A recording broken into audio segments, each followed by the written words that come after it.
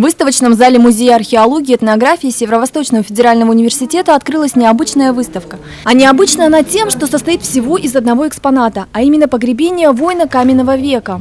На ней представлены череп, фрагменты его костей, также несколько наконечников. Самым ценным в погребении ученые называют доспех и щит из пластин, которыми был накрыт воин. Из этого археологи сделали вывод о его социальной принадлежности. Она является уникальной не только для Якутии, но и для всей России, поскольку погребений, сохранившихся настолько хорошо и включающих сразу несколько предметов, насчитываются единицы. Ученым удалось воссоздать и примерный облик воина.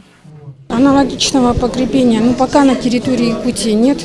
Действительно уникальная сохранность, потому что не всегда сохраняются материалы в земле, а здесь почти полностью. Причем глубина залегания его была около 30-40 сантиметров. Это более 300 костяных пластин, только щита и более 50 щита.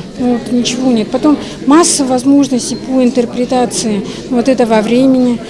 Сама находка была сделана в 2004 году группой якутских археологов в 9 километров от села Чурапча в местности Кирдигюн. И вот только теперь, после проведения всех научных анализов, в частности установивших, что это погребение относится к ахтакской культуре позднего неолита, и которые заняли без малого 10 лет.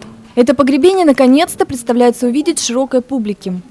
Я думаю, эта находка, особенно с тем комплектом документов, которые были сделаны в ходе раскопок, буквально войдет, наверное, во все энциклопедии и научные издания, учебники по истории Якутии. На выставке также представлены фотографии, относящиеся ко времени, когда происходили раскопки, повлекшие за собой обнаружение этого погребения. Выставка будет открыта до 16 мая.